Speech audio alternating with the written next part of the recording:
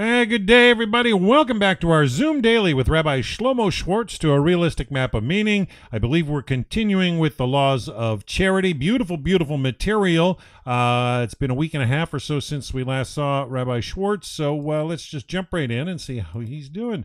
Shalom, Rabbi Schwartz. I'm going to turn the class over to you. So good to see you again, sir. We hope all's well with you, and I'm glad to be joined by our friends Ronald and Rabbi as well in the Zoom meeting. So, Rabbi, take it away, sir. Thank you very much. It's so good to be back. It's was a lot of traveling and so on. Just going to share the screen here. Going to this chapter. We're up to paragraph 5. I've got to move this little box over here, and I'm going to increase the size of the text to make it easier for people to follow along. And as I said, paragraph 5. Oops, come with this.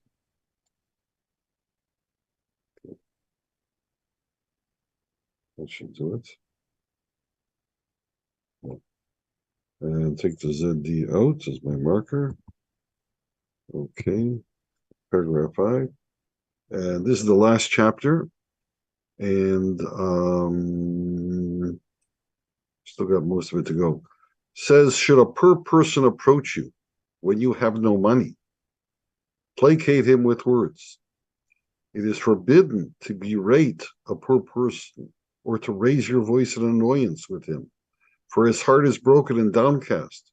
And behold, it says, a broken and contrite heart, Lord, you do not despise. That's in Psalms. And it says, to revive the spirit of the humble and to revive the heart of the contrite. That's on Isaiah. So woe is to him who embarrasses the needy. Woe is to him. Instead, be to him as a father, both in mercy and in words, for it is written, a father am I to the needy. So says Rambam. Now, this comes from Talmud Bava Batra, which is Torts. Rabbi Isaac also said, he said something else previously. I'm just taking the section that's germane. He who gives a small coin to a poor man obtains 6 blessings. And he who addresses to him words of comfort obtains 11 blessings.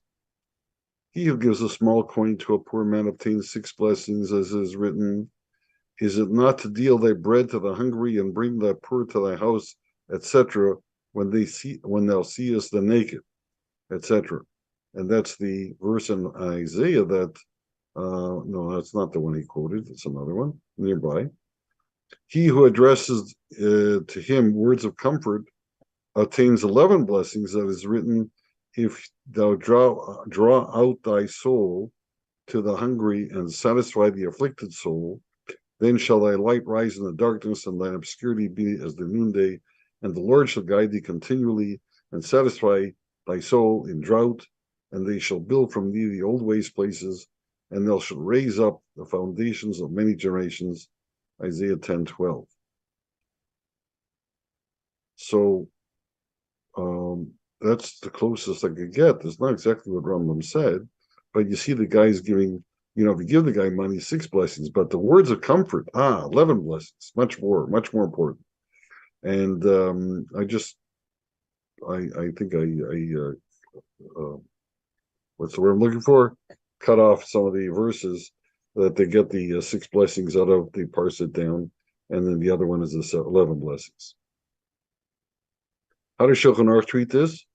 He says it a little more simply, should a poor person make a request from him when he has nothing to give, he should not rebuke him or raise his voice, but he should placate him with words and demonstrate his good wishes, that he would like to give him, but he has not the wherewithal. And to this, the Rama added, it is forbidden to turn away empty-handed a needy person seeking aid, even if he gives him only one small cookie, for it is said, do not turn aside the poor shamefully. So there's quite a few issues there, or differences. My notes say the verses that Rambam cites in support of the prohibition to berate a person in need describe the behavior of the Almighty, not that of man. It was all, to go back, it was all talking about God, that Lord, so on. So wasn't really addressing man. So on what basis then does Rambam assert such a prohibition that you're not allowed to, you with the man, you're not allowed to do something? I mean, God certainly has, a bigger role to play, and we can describe him in a one way, not like us. So I say perhaps he does not mean to introduce new subsidiary elements of the commandment to give charity, but rather invokes the more general commandment of you shall walk in his ways, listed by Rambam as the first commandment in his second section, the laws of behavior. By this commandment, we are told that just as God is merciful, so we should be, just as God is gracious, so we should be, etc. And it's a very high level of behavior. However, since this commandment is positive in force rather than negative, we might have expected Rambam to place his emphasis accordingly if this was his intent. But he went to the negative to say, don't do this. He could have said, behave like that. So I was a little, and I don't have a clear answer here, but I was a little surprised that, you can see that I couldn't find Talmud, the one that's cited by the commentaries, doesn't quite reflect what he said. So, and he's deriving it from the Talmud. And you see Shulchan Aruch went a little away from what he said, didn't quote the verses and so on. So I did the best I could, but I'm just raising the differences. Now here I talk about the words of Shulchan Aruch quoted above closely mirror those of Rambam above. They're much more concise, but they mirror it. While those of Rabbi that follow the Shulchan Aruch are related to Rambam's paragraph 7 in chapter 7. That was the first chapter on the that we did.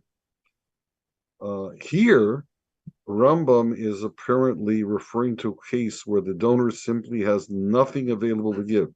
In chapter 7, he said, give him a small amount. Accordingly, M is addressing the circumstances of charity which embrace other commandments rather than the specific command to give charity. So that may explain why he's going to the negative. You don't have anything, so don't go into this. But I was a little surprised at the disparity there between the Talmud and Rambam says. I mean, I'm not surprised at what he said. It makes sense, and it's a good lesson. But I'm a bit of a scholar when I write, so I take very close attention to the way he words himself, and I can't help but share that with whoever I'm reading for, which are you guys. Paragraph 6. One who cajoles others to give charity and activates them is given greater reward than the one who gives, for it is written, the work of charity shall be peace. As to the collectors of charity and their like, it is said, and they that bring many to charity shall be like the stars, a verse in Daniel. Now the Gemara here is, same place, it is written, that they that be wise shall shine as the brightness of the firmament. Daniel, that's the verse that he quoted. This applies to a judge who gives a true verdict on true evidence. Not what we're talking about, it's a different version. And they that turn many to righteousness are as the stars forever and ever. These are the collectors for charity. In a Braita it was taught that they that are wise shall shine as the brightness of the firmament. That's the verse. This applies to a judge who gives a true verdict of true evidence, and to the collectors for charity. And they that turn many to righteousness are as the stars forever and ever. This applies to the teachers of young children. So we have a verse in Daniel that has two parts. They that bring many to charity shall be like the stars. The first part is they shall be wise, shines the brightness of the firmament. Rambam didn't quote that part, but it's there in the Talmud. In the Talmud, and then after that, and they that turn many to righteousness are like the stars forever. Shall be like the stars. So the first version of the Talmud is that the first phrase refers to a judge who gives a true verdict, and the second phrase is the guys that cause other people to give charity. well, they actually call them collectors of charity, and that's the first version. But in another teaching called the Brisa, they said no. The first case is referring to both the judge and the collectors of charity, and the second case is talking about the teachers of young children, because you're really affecting people for the rest of their lives, and you could be like a star forever and ever. So those are different um, derivatives from the verses. Rambam was pointing out, he quoted a different verse in Isaiah, which I didn't find a Talmud for, in a source of the Talmud, and then this. Now, I'm sorry, I think it's going to come here. Yeah, here's the Isaiah. In Baba Basra, another place, Rabbi Lezer said, "He who causes others to do good is greater than the doer. As it says, in the work of righteousness shall be peace, and the effect of righteousness, quiet and confidence forever." There it is. And so that's what Rambam brought down first, even though in the Gemara, see, this was 8b, and it goes to 9a. So they dealt with this verse. He reversed it. I'm not sure why. Possibly because Isaiah was an earlier prophetic writing than Daniel, and so he wanted to quote that first. That might be a reason. Shulchan Aruch on this says, if he is able to affect others to give, then his reward is greater than the reward of the one who gives. And my notes on this is, a covenant of peace was the very great reward given to Pinchas for his heroic act recorded in Numbers 25. It's funny that we just this week read this story last Shabbos. And quickly to review, the story is that the Midianites tried to undermine God's protection of the Jewish people by causing them to sin morally. So some women came and they seduced some of the men, and became quite a thing. And quite a few people got involved.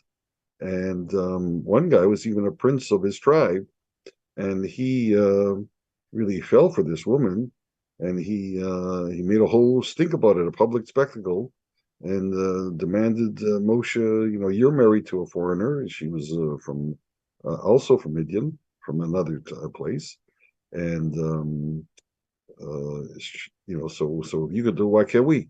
But he was really trying to undermine the law that Moshe received from God, and in a public way. And so Pinchas, well, Moshe was astonished. He was speechless. He didn't know what to do. But Pinchas, who was his nephew, Aaron's grandson, he was incensed, and he took a spear and killed this prince and the woman he was with. And he first checked that was the proper thing to do, but he took action without going to court. There are some cases where when someone really commits a heinous crime, someone who is viscerally affected, they just take such umbrage. They are entitled. The law allows them to act out the punishment that would be coming, given certain circumstances. Now, well, it does in a way. You have to be sure of your stance. But if he was a vigilante, I'm not gonna hide that. And it didn't go through the court system, which normally it should. But it was a public act. Everybody saw it. There's no question about what was going on. And he could have been called to fault, and many people did. So God came out and said, no, he took up my cause. He was sincere in what he did. He wasn't doing it for himself. He wasn't doing it to be a big shot. He was doing it because he was earnestly incensed on behalf of God and behalf of what's right. And consequently, God gave him his covenant of peace, which was very high. In fact, tradition has it that he lived for hundreds of years with that covenant of peace, and morphed into the prophet Elijah. He became the high priest, and certainly even that's already behind the scenes. That's excuse me, the oral Torah. Some opinions are that he morphed into that personality, but others not. But he certainly lived a long, long time, and he was the high priest, and he was a great leader. And all this because God gave him his covenant of peace. So it's a very high standard. When you say that you're going to get the peace, it's you're the high priest level of work. So to continue this, what he's saying is what Rambam said over here, that the work of charity shall be peace. So the work of charity must be understood as the encouragement to give charity. For those who might once or infrequently encourage others to participate in this commandment, the reward is very great. And that's what he's talking about. The people that you say something or you take an action, you give first. You're the first one that stands up when they call, we need to raise some money, and you say, okay, I'm going to give. And so everybody follows your example, that kind of thing. So that's a very, very strong thing. You just did it once, you get a very high reward. Now, even greater is the reward for those who do so habitually, such as the collectors and their like. So there's some guys that take on, they'll regularly get people to do the right thing. They're even higher than that. For them, the reward is couched in the same terms as promised to the forefathers, which was, you'll be like stars in the heaven. And that's and they've turned many to righteousness, stars forever and ever. This is what he shall be like the stars. He quoted to Daniel. So that's even higher, because the whole legacy of the Jewish people, of the whole formula of God's design for the world, changed with the forefathers. They introduced this possibility of having a nation like that. That's what I understand. So he's really going all out to praise, to give a level of achievement to people that do this. Now he's going to introduce very famous part of the Rambam, where he identifies 8 levels of charity. Each one is higher than the next. And everybody quotes this. And we'll see that some of it is his own design, and some of it's based on earlier sources. So there are 8 levels with regard to charity, each level higher than the next. The greatest level, from which there is none higher, refers to he who strengthens the hand of a Jew who has become needy and gives him a gift or loan, or takes him into partnership, or finds him an occupation to strengthen his hand, so that he no longer requires to seek assistance from others. You stood him on his feet. That is the highest level. On such a one it is said, you shall strengthen the hand of the stranger and the sojourner, and he will live among you. That's talking even about strangers. Meaning, strengthen him until he no longer stumbles and requires assistance. This one source is Shabbos, the Talmud that talks about the day of Shabbos. Rabbi Abba also said the name of Rav Shimon ben Lakish, he who lends money is greater than he who performs charity, and he who forms a partnership is greater than all. Shulchan Aruch quotes Rambam, there are 8 levels with regard to charity, each level higher than the next. The greatest level from which there is none higher refers to he who strengthens the hand of the Jew who has become needy, gives him a gift or loan, or takes him into partnership, or finds him an occupation in such a way that he no longer requires to seek assistance from others or to borrow. On such a one it is said, you shall strengthen him, almost word for word, if not actually word for word from the Rambam. Okay. Now, notes. From a simple reading of the Talmudic source, one might surmise that the lending of money or taking into partnership are acts that surpass deeds of charity. But then under which commandment would such acts be classified. By the manner in which he elaborates upon the words of the Talmud, Rambam makes clear that these acts belong in the category of charity. By integrating the gift of dignity and self-sufficiency together with his dedication of financial resources, the donor propels his act to the upper limits of this commandment. He didn't necessarily give away money, is what I'm getting at. But he enabled the guy, took him to a partnership, gave him a job. You don't give out money. You need somebody to do this. You gave him the job, so he needed a job, so now he can support himself, and so on. Instead of hiring somebody that already was in a job and you're going to hire him away from your competitor or whatever, something like that.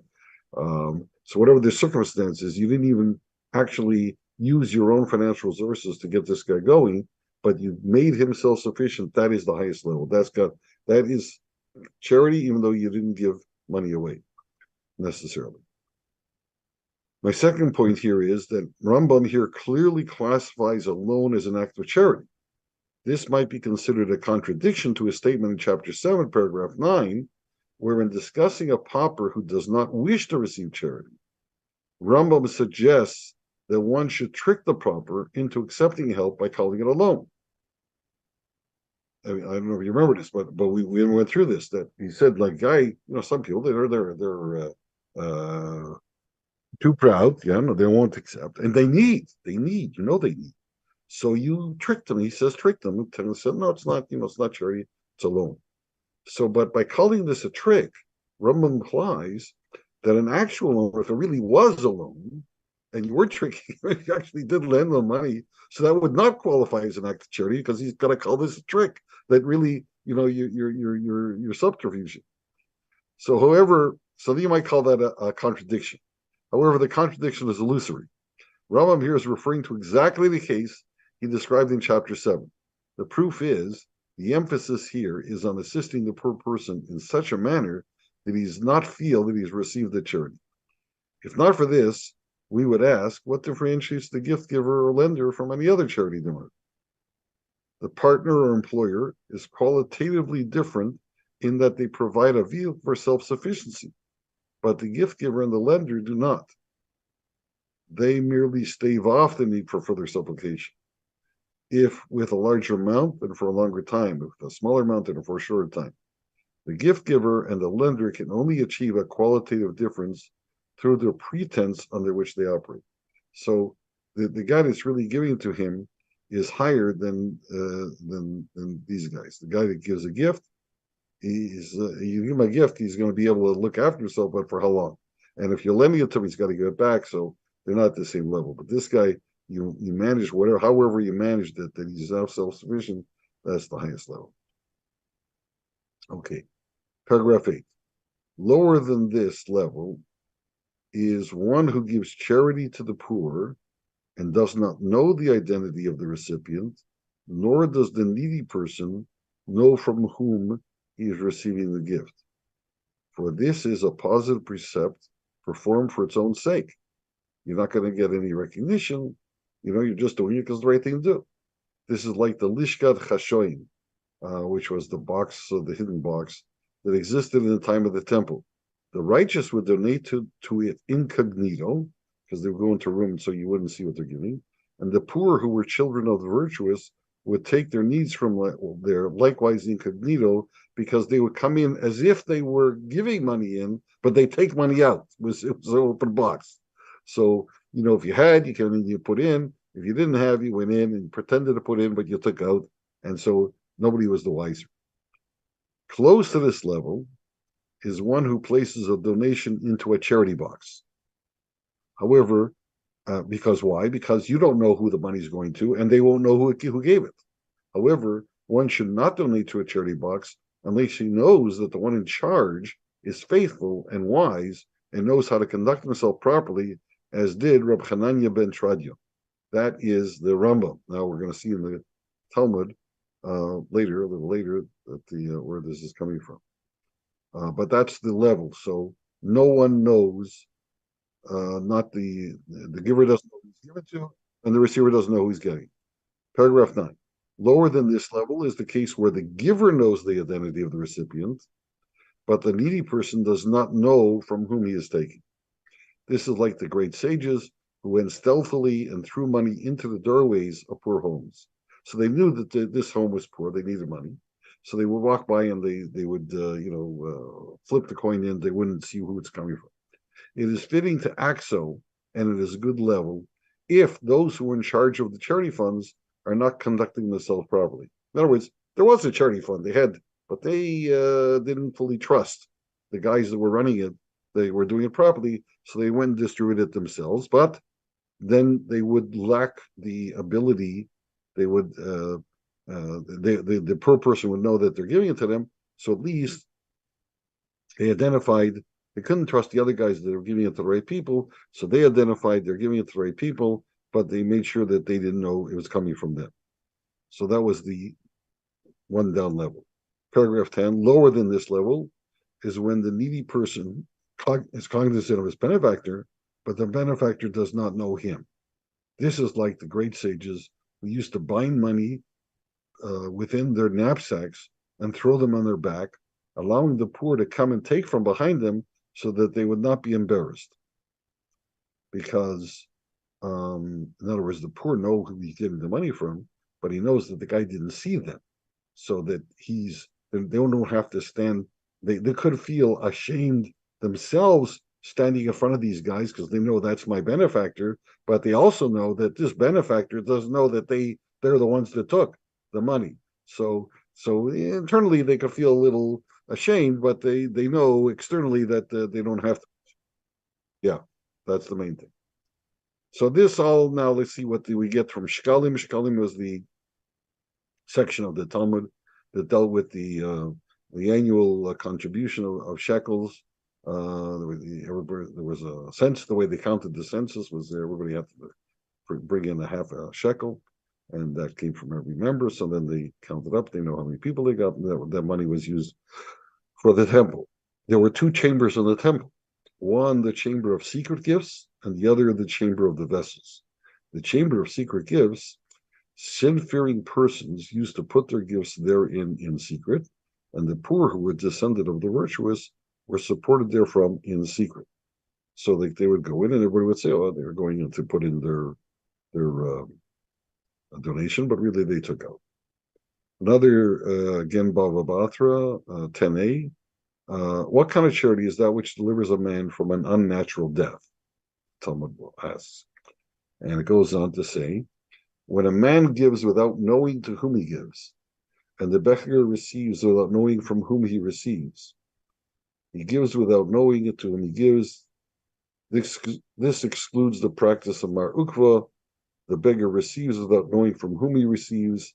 This excludes the practice of Rabbi. How is a man then to do? He should put his money into the charity box. So they're quoting this. We're going to see how they're going to now tell us what it is. The following was adduced in an objection to this. What is a man to do in order that he may have male offspring? Well, this was that you want to have an heir. Rabbi Lezer says that he should give generously to the poor. That's your best shot. Rabbi Joshua says that he should make his wife glad to perform the marital office, have intimate relations in a good mood. Rabbi Lezer ben Jacob says a man should not put a farthing into the charity box unless it is under the supervision of a man like Rabbi Hanania ben Tradion.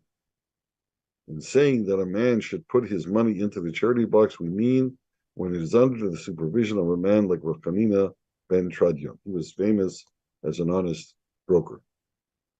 So that was the source for Rambam quoting that name. And I assume he assumed that his readers would know how famous that man was. Another Gemara in Ketubos, which deals with marriage contracts, Mar Ukva had a poor man in his neighborhood, into whose door socket he used to throw 4 zuz every day. That's a lot of money, because if you're throwing it every day, that means that's much more than the 200 annual zuz that we spoke about as the annual amount. But he had a poor man that needed that, so he gave him 4 zuz every day. Amrukva had a poor man in his neighborhood to whom he regularly sent 400 zuz. on the eve of every day of atonement. That would be every year. So this guy got 400, twice the normal amount. On one occasion, he sent them through his son, who came back and said to him, he doesn't need your help. But what have you seen? His father asked. I saw, the son replied, that they were spraying old wine before him. Is he so delicate? The father said, and doubling the amount he sent back to him. So he was very generous with the poor. Rabbi Abba used to bind money in a scarf, sling it on his back, and place himself at the disposal of the poor. He cast his eye, however, sideways as a precaution against rogues. So they had them even those days. So Mar Ukva, he knew who he was giving to, and he made sure they were needy, but he looked after them. But he did it in such a way that they wouldn't know who he was, or they wouldn't have to feel ashamed of his presence. So here in this case, he sent his son. Not he didn't do it himself, or he used to throw the money in so they wouldn't see him. And Rabbi Abba, who we quoted earlier, he his habit was to put the money in his scarf, and they knew that they could take the money out of the scarf, put it behind his back, so he wouldn't know who was taking it. But he did make sure that it wasn't somebody well dressed or some guys that we recognize as thieves, pickpockets, whatever.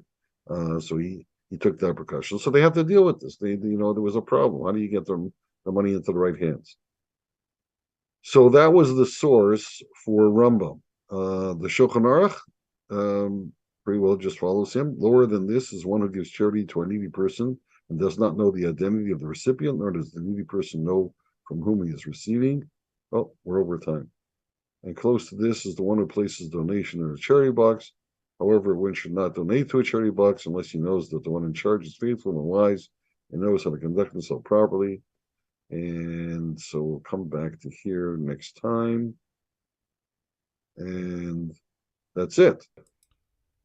Wow, very interesting. So how many of the 8 levels of charity have we gone through? So we've gone through, I think 3. 4 or 5? No, or 4. We've gone through, the first one is not you actually give him money, but you stand him on his own feet. Give him a livelihood, yeah. The next one was you don't know him, he doesn't know you. The next one was you don't know him, but he knows you. And the fourth one was you know him, but he doesn't know you. Okay, well, I appreciate you clarifying that. Very interesting stuff. 8 levels of charity. Very, very this is famous. Interesting to know. Famous. Now we're going to get to the next 4. Is a little more commonsensical. We'll see how he develops that. Well, before we wind down, Ronald or Rabbi, do any of you guys have any questions or comments for the rabbi? Just one. When he says they'll be like the stars, shine like the stars, does that mean there'll be numerous amount of people doing this, or is it the brightness means they'll be elevated? Good question. Very good question. Or permanence. I hadn't thought of that. When it's the phrase I mentioned that it's the forefathers' blessing because God took Abraham out and he said you're going to be like look at the sky, you're going to be like the stars in the sky, and then the intimation there is as numerous as the stars in the sky, especially in the Middle East. When you look up at the sky, there's like millions of stars. You see them, and so especially pre-electricity and illumination, right? Yeah, right. And also that Avram was concerned that he had gone childless for so long, and that was his complaint. I don't only going to have one kid. So he says, never mind one kid, you're going to have this many progeny. So certainly the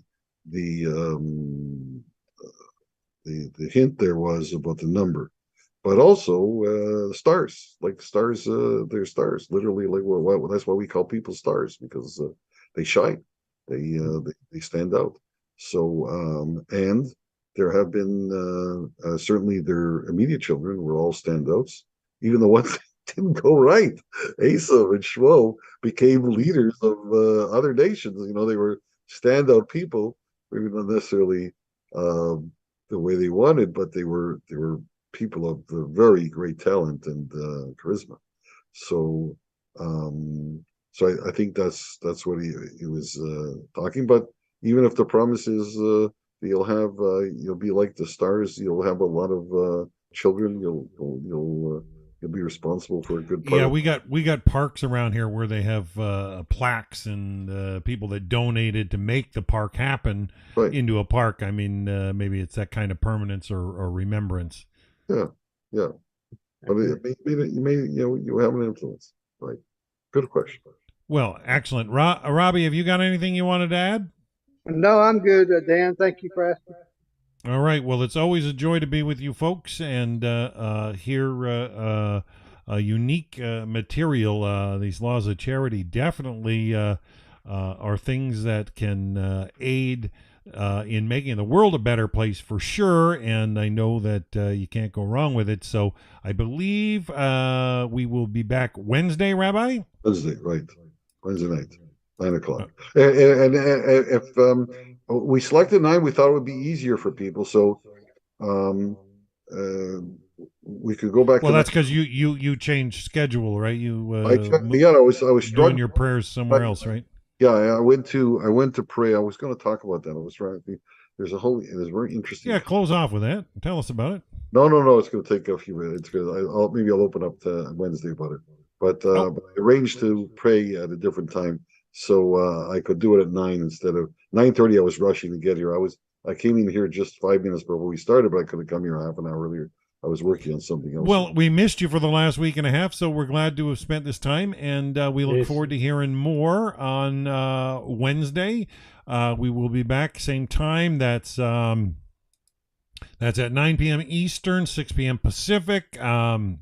Unless someone writes in, if there's a few people that this is difficult for, so that's fine. Oh, I know. Yeah, but then we get people from other countries writing in some different time zone that doesn't work for us, But I mean, I'm all for being flexible, but not breakable. I'll bend but not break. But if it's good for you, then we'll just take it late. If this is the best time for you. It seems to work, and we know it's tomorrow morning for our friend Ronald there down in Australia, who we wish well. We hope he's doing better. So we're going to sign out for now, folks, and we will see you Wednesday at 6 p.m. Pacific, 9 p.m.